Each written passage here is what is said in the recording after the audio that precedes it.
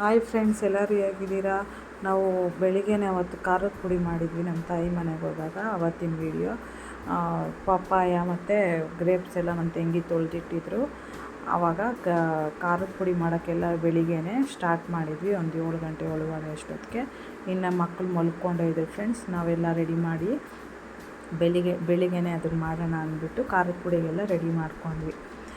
ಖಾರದ ಪುಡಿ ನಾವು ಅರ್ಧ ಕೆ ಜಿಗೆ ಮೆಣಸಿನ್ಕಾಯಿ ತೊಗೊಂಡಿರೋದು ಫ್ರೆಂಡ್ಸ್. ಇದು ಅರ್ಧ ಕೆ ಜಿ ಬ್ಯಾಡಗೆ ಮೆಣಸಿನ್ಕಾಯಿ, ಮತ್ತು ಚಿಕ್ಕಬಳ್ಳಾಪುರಕಾಯಿ ಅಂತಾರಲ್ಲ ಅದು ಅರ್ಧ ಕೆ ಜಿ, ಮತ್ತು ಗುಂಟೂರು ಸ್ವಲ್ಪ ಖಾರಕ್ಕೆ ಚೆನ್ನಾಗಿರುತ್ತೆ ಅಂದ್ಬಿಟ್ಟು ಅದೊಂದು ಅರ್ಧ ಕೆ ಜಿ. ಎಲ್ಲ ಸ್ವಲ್ಪ ಖಾರ ಇರಲಿ ಅಂದ್ಬಿಟ್ಟು ಈ ಸರ್ತಿ ಅಷ್ಟು ತೊಗೊಂಡಿರೋದು. ಮತ್ತು ಜೀರಿಗೆನೂ ಅರ್ಧ ಕೆ ಜಿ ಇರುತ್ತೆ ಫ್ರೆಂಡ್ಸ್. ಅದು ಹಾಕಿದ್ರೇ ಚೆನ್ನಾಗಿರೋದು. ಧನಿಯಾನು ಒಂದು 3/4 ಕೆ ಜಿ ಅಷ್ಟು ಇರುತ್ತೆ. ಇದನ್ನೆಲ್ಲ ಚೆನ್ನಾಗಿ ಹುರ್ಕೊಂಡ್ರು. ನಮ್ಮ ಅಮ್ಮನೇ ಹುರಿದ್ರು ಎಲ್ಲ. ನಾನು ಸ್ವಲ್ಪ ಹೆಲ್ಪ್ ಮಾಡಿದೆ. ಅದಕ್ಕೆ 1 ಲೋಟ ಅಕ್ಕಿನೂ ಹಾಕ್ಕೊಬೇಕು. ಮತ್ತು ಇದಕ್ಕೆ ಸ್ವಲ್ಪ ಅರಿಶಿನ ಮತ್ತು ಅರಿಶಿನದ ಕೊಂಬು ಎಲ್ಲ ಸ್ವಲ್ಪ ಜಜ್ಜಿಬಿಟ್ಟು ಇಟ್ಕೊಬೇಕು. ಧನಿಯಾ ಎಲ್ಲ ಹುರಿದಿದ್ದೀವಿ. ಮತ್ತು ಹೆಸರು ಕಾಳು ಮತ್ತು ಕಡಲೆಕಾಳು ಎಲ್ಲ ಈ ಲೋಟ ಅಳತೆ ತೊಗೊಂಡು 200 ಗ್ರಾಮು ಅಂದರೆ ಯಾವ ಕ್ವಾಂಟಿಟಿ ನೋಡ್ಕೊಂಡು ಹಾಕ್ಕೊಬೇಕಾಗುತ್ತೆ. ಇದು ಮೆಂತ್ಯ ಎಲ್ಲ ಅಷ್ಟೇ ಕಹಿ ಬಂದುತ್ತೆ ಅಂದ್ಬಿಟ್ಟು ನೋಡಿಕೊಂಡು ಹಾಕ್ಕೊಳ್ಳಿ. ಪ್ಯಾಕೆಟಲ್ಲಿ 200 ಗ್ರಾಮು ಒಂದೊಂದು ಅಳತೆನಲ್ಲಿ ಹಾಕಬೇಕು ಫ್ರೆಂಡ್ಸ್. ಅರ್ಧ ಕೆ ಜಿಗೆ ನಾವು ಮೆಣಸು ಬಂದುಬಿಟ್ಟು 200 ಗ್ರಾಮ್ ಇತ್ತು. ಕಡಲೆಕಾಳು ಎಲ್ಲ ಒಂಚೂರು ಅದು 150 ಗ್ರಾಮ್ ಇದ್ದರೆ ಇದು ಸ್ವಲ್ಪ ಕಮ್ಮಿ ಹಾಕಬೇಕು. ಉದ್ದಿನ ಬೇಳೆ ಎಲ್ಲ ಯಾಕೆ ಅಂದರೆ ಖಾರದ ಪುಡಿ ಎಲ್ಲ ಗಂಟು ಕಟ್ಟುತ್ತೆ ಅಂದ್ಬಿಟ್ಟು ಅಷ್ಟೇ, ಇನ್ನೇನಿಲ್ಲ. ನೆಕ್ಸ್ಟು ಇದನ್ನೆಲ್ಲ ಚೆನ್ನಾಗಿ ಹುರ್ಕೊಬೇಕು. ಚೆನ್ನಾಗಿ ಮೀಡಿಯಮ್ ಫ್ಲೇಮಲ್ಲೇ ಇದೆಲ್ಲ ಹುರ್ಕೊಂಡ್ರೆ ಚೆನ್ನಾಗಿರುತ್ತೆ ಗಮ್ಮಂತ. ನಮ್ಮಮ್ಮ ಖಾಲಿ ಆದಾಗ ನಮ್ಮನೆ ಎಲ್ಲರಿಗೂ ಮಾಡಿಕೊಡ್ತಾರೆ. ಅದಕ್ಕೋಸ್ಕರ ನಾನು ಹೋದಾಗ ಅದನ್ನು ಪ್ರಿಪೇರ್ ಮಾಡಿದ್ವಿ. ಕಡಲೆಕಾಳು ಎಲ್ಲ ಸ್ವಲ್ಪ ಚೆನ್ನಾಗಿ ಬೇಯಿಸಬೇಕು. ಎಲ್ಲ ಹುರಿದ್ಮೇಲೆ ಲಾಸ್ಟಲ್ಲಿ ನಾವು ಇದನ್ನು ಹಾಕಿದ್ವಿ ಫ್ರೆಂಡ್ಸ್. ಇದು ಅಷ್ಟೊತ್ತಿಗೆ ಮಕ್ಕಳೆಲ್ಲ ಎದ್ದು ರೆಡಿ ಆದರು.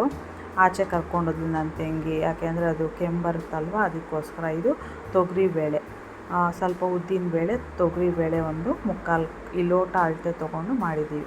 ಮತ್ತು ಇಂಗು ಎಲ್ಲ ಬಿಡಿಸಿ ರೆಡಿ ಮಾಡಿ ಇಟ್ಕೊಂಡಿದ್ದೀವಿ ನೋಡಿ. ಅದಕ್ಕೆ ಚಿಕ್ಕ ಲೋಟದಲ್ಲಿ ಮೆಣಸು ಜಾಸ್ತಿ ಹಾಕಿದ್ರೆ ಏನಾಗುತ್ತೆ ಅಂತ ತುಂಬ ಘಾಟ್ ಆಗುತ್ತೆ, ಖಾರ ಜಾಸ್ತಿ ಆಗುತ್ತೆ ಅಂದ್ಬಿಟ್ಟು ನಾವು ಕ್ವಾಂಟಿಟಿ ನೋಡ್ಕೊಂಡು ಹಾಕಬೇಕಾಗುತ್ತೆ. ನಮ್ಮಮ್ಮ ಸ್ವಲ್ಪ ಡಿಫ್ರೆಂಟಾಗಿ ಮಾಡ್ತಾರೆ. ಟೇಸ್ಟ್ ಮಾತ್ರ ಸೂಪರಾಗಿರುತ್ತೆ. ನೀವು ಈ ಥರ ಟ್ರೈ ಮಾಡಿ ನೋಡಿ ಹೆಂಗಿತ್ತು ಅಂತ ತಿಳಿಸಿ. ಇದಕ್ಕೆ ನೋಡಿ ಚಿಕ್ಕ ಲೋಟದಲ್ಲೇ ಇದು ಬಂದ್ಬಿಟ್ಟು 100 ಗ್ರಾಮ್ ಇದೆ ಫ್ರೆಂಡ್ಸ್. ಇದು ಏನು ಮೆಂತ್ಯ. ಯಾವುದಾದ್ರು ಕಹಿ ಅಂಶ ಇರುತ್ತೋ ಅದನ್ನು ನೀವು ಸ್ವಲ್ಪ ಕಮ್ಮಿ ಹಾಕ್ಕೊಂಡು ಮಾಡ್ಕೊಳ್ಳಿ. ಎಲ್ಲದೂ ಚೆನ್ನಾಗಿ ಹುರ್ಕೊಳ್ಳಿ ಕೆಂಪುಗೆ ಆಗೋವರೆಗೂ. ಇದಕ್ಕೆಲ್ಲ ಚೆನ್ನಾಗಿ ಕೆಂಪುಗೆ ಮಾಡಿಕೊಂಡು ಇಮಿಡಿಯೇಟಾಗಿ ಸ್ವಲ್ಪ ಮಿಕ್ಸಿಗೆ ತರಿಯಾಗಿ ರುಬ್ಕೊಂಡು ನೀವು ಮಿಷಿನ್ಗೆ ಹಾಕಿಸ್ಕೊಂಡ್ರೆ ಚೆನ್ನಾಗಿರುತ್ತೆ. ನೋಡಿ ಎಲ್ಲ ಇದು ಸ್ವಲ್ಪ ಸೌಂಡ್ ಎಲ್ಲ ಬರುತ್ತೆ ಚಿಟಪಟ ಅಂತ. ಆವಾಗ ನಿಮಗೆ ಗೊತ್ತಾಗುತ್ತೆ ಆಗುತ್ತೆ ಅಂತ. ಸ್ವಲ್ಪ ಗೋಲ್ಡನ್ ಬ್ರೌನ್ ಬರೋವರೆಗೂ ಹುರ್ಕೊಬೇಕು. ಎಲ್ಲರೂ ಹುರ್ಕೊಂಡು ಸ್ವಲ್ಪ ತೊಗೊಂಡೋಗಿ ಬಿಸಿಲಿಗೂ ಇಟ್ಬಿಟ್ಟು ತೊಗೊಂಡೋದ್ವಿ. ಇನ್ನೂ ಓಪನ್ ಆಗಿರಲಿಲ್ಲ ಅಂದ್ಬಿಟ್ಟು 10 ಗಂಟೆ ಅಷ್ಟೊತ್ತಿಗೆ 10 ಗಂಟೆ 10:30 ಅಷ್ಟೊತ್ತಿಗೆಲ್ಲ ರೆಡಿ ಆಗಿಬಿಟ್ಟಿತ್ತು ನೋಡಿ. ಇದು ಅರಿಶಿನದ ಕೊಂಬುನ ತೊಗೊಂಡಿದ್ದೀವಿ.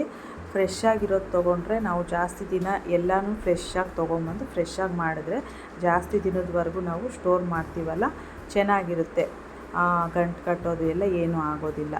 ನಮ್ಮಮ್ಮ ಸ್ವಲ್ಪ ಡಿಫ್ರೆಂಟಾಗಿ ಮಾಡ್ತಾರೆ. ಅಂದರೆ ಏನು ಎಕ್ಸ್ಟ್ರಾ ಹಾಕ್ತಾರೆ ಅಂತಂದರೆ ಸ್ವಲ್ಪ ಚಕ್ಕೆ, ಸ್ವಲ್ಪ ಲವಂಗ ಹಾಕಿದ್ರೆ ಟೇಸ್ಟು ತುಂಬ ಚೆನ್ನಾಗಿರುತ್ತೆ. ಒಂಥರ ಈ ಥರ ಟ್ರೈ ಮಾಡಿ ನೋಡಿ ಹೇಗಿತ್ತು ಅಂತ ತಿಳಿಸಿ.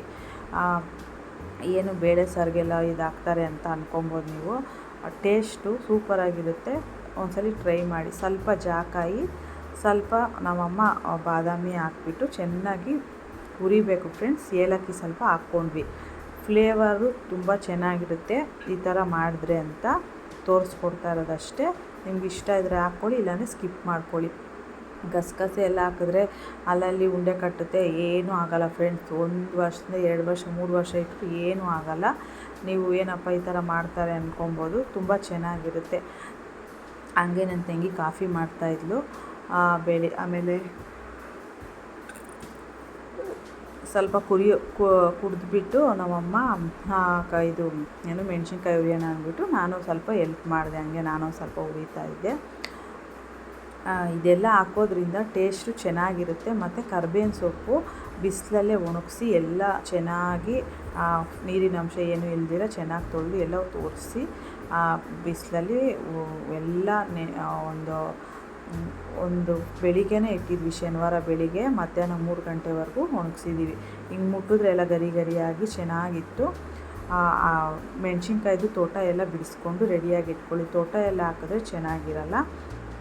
ಫೈನ್ ಕ್ವಾಲಿಟಿ ತಂದಾಗ ತುಂಬ ಚೆನ್ನಾಗಿರುತ್ತೆ. ಇದು ಧನಿಯಾ ಪೌಡರ್ಗೆ ಸಪ್ರೇಟಾಗಿ, ಅದಕ್ಕೆ ಧನಿಯಾ ಪೌಡರ್ಗೆ ಅದಕ್ಕೆ ಸ್ವಲ್ಪ ಚಕ್ಕೆ ಲವಂಗ ಇದು ಏನು ಅರಿಶಿಣದ ಕೊಂಬು ಎಲ್ಲ ಹಾಕ್ಬಿಟ್ಟು ಅದನ್ನು ಸಪ್ರೇಟಾಗಿ ಮಾಡಿದ್ವಿ. ನೋಡಿ ಇವಾಗ ಎಲ್ಲ ರೆಡಿಯಾಗಿದೆ. ಸ್ವಲ್ಪ ಇದು ಅಂಗಡಿ ತೆಗ್ದಿರಲಿಲ್ಲ ಅಂದ್ಬಿಟ್ಟು ಮಿಷಿನು ಅದನ್ನು ಸ್ವಲ್ಪ ಹಂಗೆ ಇಟ್ಟಿದ್ದೀವಿ. ಮೆಣಸಿನ್ಕಾಯಿ ಎಲ್ಲ ಮೇಲೆ ತೊಗೊಂಡೋಗಿ ಇಟ್ಬಿಟ್ಟು ಬಂದ್ವಿ. ಆಮೇಲೆ ಹಂಗೆ ಮಿಷಿನು ತೆಗ್ದಿದ್ದಾರೆ ಅಂದ್ಬಿಟ್ಟು ಆ ಮಿಷಿನ್ಗೆ ಹಾಕಿಸ್ಕೊಂಬಂದ್ವಿ. ಫ್ರೆಂಡ್ಸ್, ಮಿಷಿನ್ ಎಷ್ಟು ಚೆನ್ನಾಗಿದೆ ಅಂತಂದರೆ 5 ನಿಮಿಷಕ್ಕಾಗುತ್ತೆ. ಹೊಸ ಟೆಕ್ನಾಲಜಿ ಅಂತೆ, ಸೂಪರಾಗಿತ್ತು. ಅವರು ಜರಡಿ ಸಹ ಹಿಡಿದ್ವಿ ನಾವು, ಏನು ಧೂಳು ಗೀಳು ಏನೂ ಬರಲಿಲ್ಲ. ಲಾಸ್ಟಲ್ಲಿ ಬೇಳೆ ಎಲ್ಲ ಹಾಕ್ತಾಯಿದ್ವಲ್ಲ ಮೊದಲು, ಆ ಥರ ಎಲ್ಲ ಏನೂ ಇಲ್ಲ ಫ್ರೆಂಡ್ಸ್. ಈ ಥರ ಇದ್ದರೆ ಸೂಪರಾಗಿರುತ್ತೆ. ನಾವೇನು ಕೆಮ್ಮು ಗಿಮ್ಮು ಬರೋದೇನೂ ಆಗಲಿಲ್ಲ. ಎಷ್ಟು ಬೇಗ ಆಯಿತು ಈ ಸತಿ ಅಂದರೆ ತುಂಬ ಚೆನ್ನಾಗಿತ್ತು. ಈ ಥರ ಮಾಡಿ ನೋಡಿ ಹೇಗಿತ್ತು ಅಂತ ತಿಳಿಸಿ. ಲೈಕ್ ಮಾಡಿ, ಶೇರ್ ಮಾಡಿ, ಸಬ್ಸ್ಕ್ರೈಬ್ ಮಾಡಿ ಫ್ರೆಂಡ್ಸ್. ನೋಡಿ ಯಾವ ಥರ ಕಲರ್ ಬಂದಿದೆ ಅಂತ, ತುಂಬ ಚೆನ್ನಾಗಿತ್ತು. ನೀವು ಈ ಥರ ಮಾಡಿ ನೋಡಿ ಹೇಗಿತ್ತು ಅಂತ ತಿಳಿಸಿ. ಮತ್ತು ನೋಡಿ ಧನಿಯಾ ಪೌಡು, ಖಾರದ ಪೌಡು ಮತ್ತು ಅಕ್ಕಿ ಹಿಟ್ಟು, ಬೇಳೆ ತಂದಿದ್ವಿ, ಅವ್ರು ಹಾಕಲಿಲ್ಲ. ಮನೆಯಾಗ ಬಂದುಬಿಟ್ಟು ಸ್ವಲ್ಪ ಜರಡಿ ಎಲ್ಲ ಇಟ್ಕೊಂಡು, ಅಮ್ಮ ಯಾವಾಗಲೂ ಜರಡಿ ಹಿಡಿತಾರೆ, ಒಬ್ಬೊಬ್ಬರು ಬೇರೆ ಬೇರೆ ಥರ ಮಾಡ್ತಾರೆ.